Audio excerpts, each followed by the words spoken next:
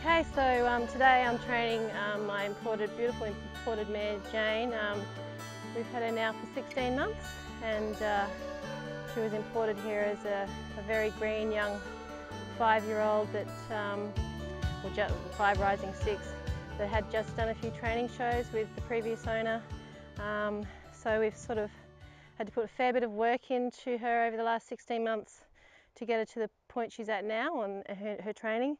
And I was just saying the other day, actually, it's amazing how far she's come in such a short period of time. I think when they're hard work as youngsters, you tend to remember all the hard work when you're struggling to get things happening, but then when it all starts to fall into place, you also forget very quickly how much hard work you've put in, because it's all starting to pay off now. So she's actually starting to be very enjoyable and a lot of fun now to ride, and I think she's going to be a really good horse.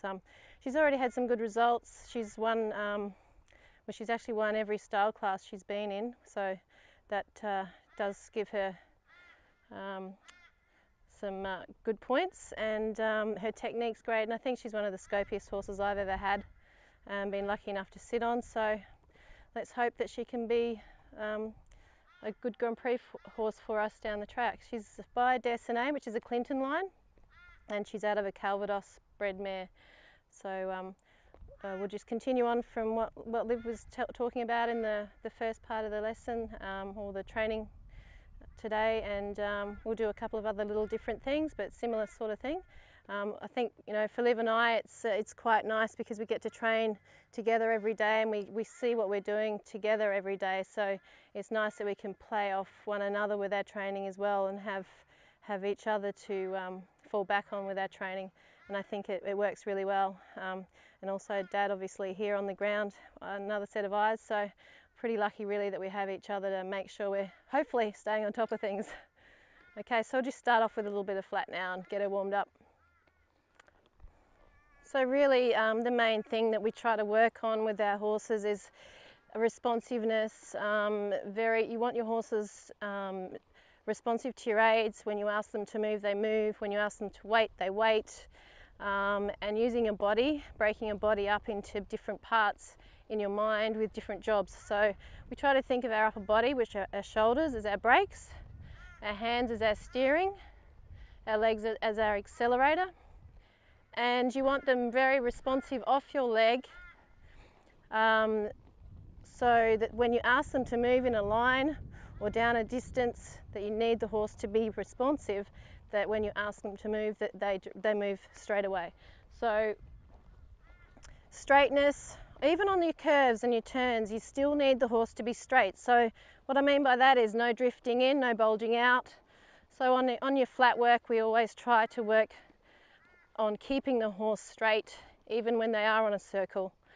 And we do a lot of training for moving down a rolling line, or maybe a little bit of a weight down the same line, adding an extra stride, just to know that we have that training in place. So if you have a distance where you have a very steady 4 strides, for instance, and then you have to land and you have a big 5, and it's going to be to a combination, for example, the big 5 isn't going to work. You need to find that early 6, so that's where you need to have that training in place. So we try not to have the horse leaning on your hand. You want your horse taking you. You want to have the horse taking you to your fences, but not running through you. So if the horse is running through your hand, you end up having rails, you end up sneaking in underneath the fences. And also, if they're leaning on your hand too much, they tend to lose the nice soft shoulder off the floor when they jump. So working always on having the balance of the horse is individual from you. So we're not carrying the horse is carrying us. So really, we're looking for the horse to be doing all the hard work. We're just maintaining the canter, maintaining the stride, showing him where we need to go to jump the fences, supporting with our leg off the floor, and trying to do as little as possible to interfere with the horse over the fence. and in between the fences.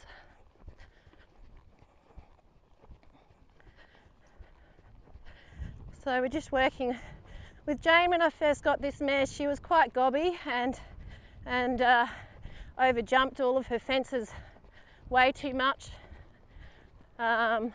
She's had to learn how to stay with me more and not chase my hand off the floor.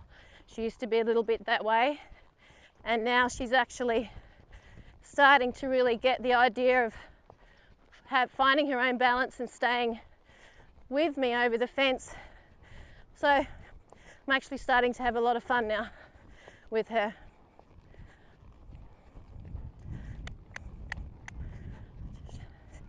So carrying the hand nice and tall with the upper body, just thinking maybe of having your lower leg, your heel slightly in front of your hip more so than behind. That way you know you've got a good long leg and your lower leg is on the horse. The further you bring your lower leg back, well, the knee tends to get on the saddle and the rider tends to ride more from the knee if you get your lower leg too far back. So just be aware that your lower leg is long, knee relaxed, soft from the knee to the hip, and allowing your lower leg against the horse.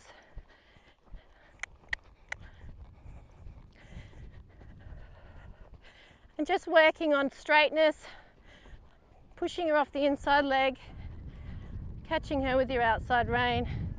And if they're bulging a little, just closing the outside of your body just to straighten her up a little bit. And then moving off the inside leg again.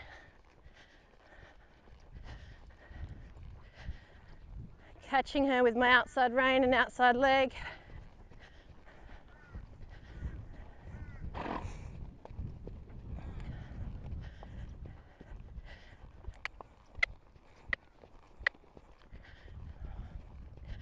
Ooh. Good girl. Just a little bit of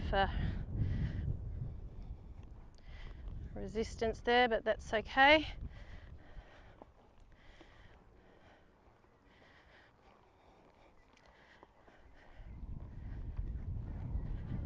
Good. So a nice little walk to canter, just seeing how responsive she is, training that, and then maybe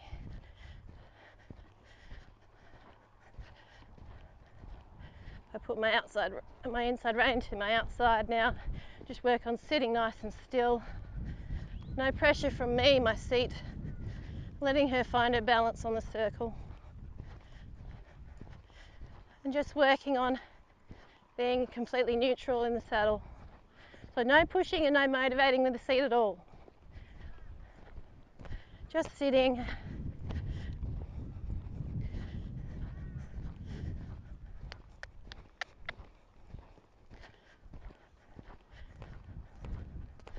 So we want to just try and relax the leg, not pushing too hard in the stirrups with my feet.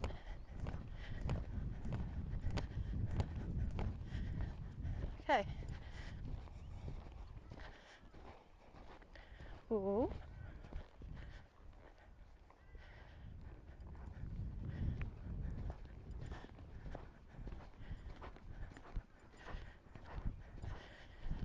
So you want to think of your seat as a holding, collecting, waiting aid, and at no time should you be considering your seat to be motivating the horse to go forward.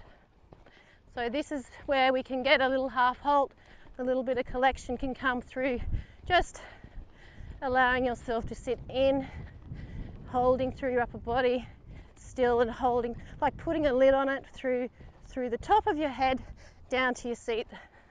So we move up, light seat, not too heavy, a little bit more leg. Ooh, I get excited. Okay, that's right. Don't get excited. Move up. and then a little weight.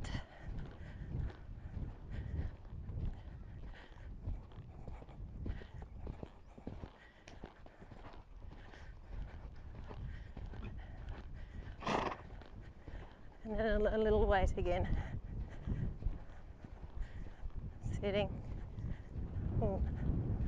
Just stay there. Make a small circle.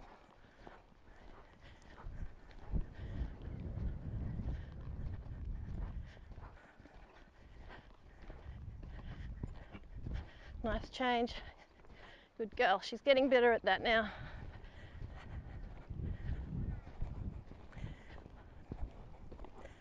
Out of the saddle now, little gallop.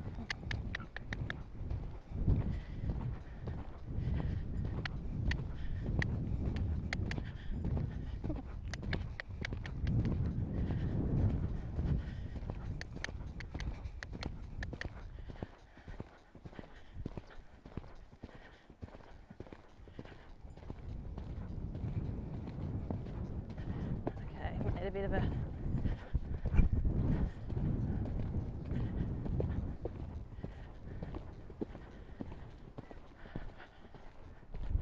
hand sitting. Lift the hands, sit tall. If they resist, you don't make a deal, you just stay tall, carry your hand, and just wait for her to sit with you.